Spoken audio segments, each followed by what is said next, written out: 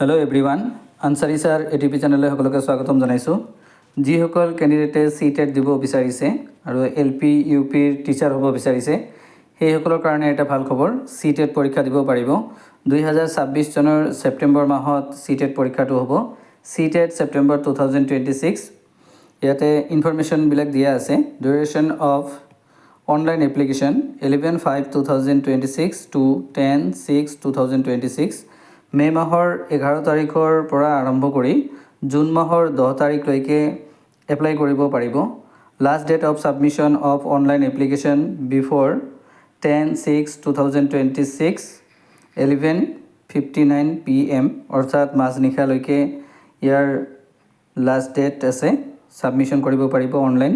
আৰু last date of submission of fee pay' কৰাটো একেটাই ডেট 10/6/2026, জুন মাহৰ 10 তাৰিখৰ মাজনিশালৈকে ইয়াৰ অনলাইন ফিটো এপ্লাই দিব পাৰিব। লাষ্ট ডেট অফ যিটো ছাবমিশ্যন ফি দিয়া আছে সেই ফিটো একেটাই ডেটতে হ'ব আৰু লাষ্ট ডেট অফ এপ্লিকেশ্যন একেটাই। আৰু ডেট অফ এক্সামিনেশ্যন 6 ছেপ্টেম্বৰ 2026। ইয়াৰ কাৰণে এলিজিবল কেণ্ডিডেট যিসকল কেণ্ডিডেটৰ হায়াৰ ছেকেণ্ডেৰীত 50%ৰ ওপৰত আছে আৰু যদি DLED আছে তেতিয়াহ'লে LPৰ কাৰণে যোগ্যতা হয়। আৰু যিসকল কেণ্ডিডেটে গ্ৰেজুৱেশ্যন পাছ কৰিছে পাৰ্চেণ্টেজ নালাগে। যদি DLED থাকে তেতিয়াহ'লে LP UP দুয়োটাই এপ্লাই কৰিব পাৰিব। কিন্তু যদি গ্ৰেজুৱেশ্যন আছে আৰু BEd আছে বা মাষ্টাৰ ডিগ্ৰী আছে লগতে BEd আছে তেতিয়াহ'লে অকল আপাৰ প্ৰাইমেৰীৰ কাৰণে এপ্লাই কৰিব পাৰে। এইটো ক্ৰাইটেৰিয়া দিয়া হৈছে আৰু ফি কেটেগৰীও দিয়া হৈছে আৰু এক্সামৰ যিটো টাইম টেবল সেইটো দিয়া হৈছে 6/9/2026, অৰ্থাৎ ছেপ্টেম্বৰৰ 6 তাৰিখত পৰীক্ষাটো হ'ব। পেপাৰ 2 মৰ্ণিং 9:30 বজাৰ পৰা আৰম্ভ কৰি দুপৰীয়া 12 বজালৈকে পৰীক্ষাটো দিব পাৰিব। পেপাৰ 2 অৰ্থাৎ আপাৰ প্ৰাইমেৰী 6 to 8 আৰু paper 1 evening 2:30 PM to 5 PM, অৰ্থাৎ দুপৰীয়া 2:30 বজাৰ পৰা আৰম্ভ কৰি 5 বজালৈকে আবেলি এই পৰীক্ষাটো হ'ব। In case of candidate increase, the exam may also be conducted on 5 September 2026 Saturday. যদি কেণ্ডিডেট বেছি হয় তেতিয়াহ'লে হয়তো সিহঁতৰ পৰীক্ষা কিছুমান কেণ্ডিডেটৰ পৰীক্ষা হয়তো একদিন আগত হ'ব পাৰে 5 ছেপ্টেম্বৰ 2026 আৰু এটা পৰীক্ষা হয়তো 6 ছেপ্টেম্বৰ 2026ত হ'ব। ডেট অফ এক্সামিনেশ্যন 6 ছেপ্টেম্বৰ 2026 আৰু এটা নটিফিকেশ্যন দিয়া হৈছে।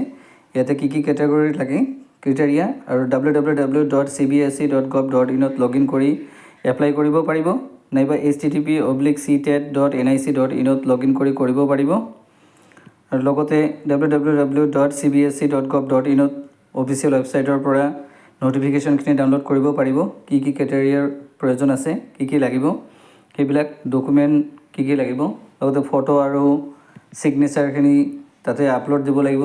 লগতে DLEDৰ mark, percentage, institution, matric, higher secondary সেইখিনি গোটেইখিনি দিব লাগিব। লগতে আধাৰ কাৰ্ড লাগিব অনলাইন কৰাৰ কাৰণে।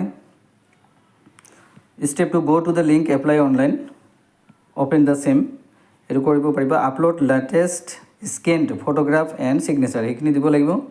তাৰপিছত এক্সামিনেশ্যন ফিটো পে' কৰিব লাগিব। যদি LP হয় তেনেহ'লে 1000 টকা বা ME হ'লে 1000 টকা। যদি দুটা পেপাৰ হয় তেনেহ'লে 1200 টকা দিব লাগে। দিয়া হৈছে জেনেৰেল কেটেগৰী, জেনেৰেল OBC সেইখিনিৰ কাৰণে পেপাৰ 1ৰ কাৰণে 1000 টকা আৰু বোথ পেপাৰ তেনেহ'লে 1200 টকা। SC ST আৰু ডিফাৰেণ্টলি এবল যিবিলাক আছে PWD সেইসকলৰ কাৰণে 500 টকা আৰু দুটা পেপাৰ হ'লে 600 টকা দিব লাগিব। আৰু পৰৱৰ্তী ভিডিঅ' পোৱাৰ কাৰণে চেনেলটো ছাবস্ক্ৰাইব কৰিব আৰু CTETৰ নোটছ আৰু বিভিন্ন ইনফৰমেশ্যন দিয়াৰ কাৰণে চেনেলটো ছাবস্ক্ৰাইব কৰি ৰাখিব পৰৱৰ্তী ভিডিঅ' পোৱাৰ কাৰণে।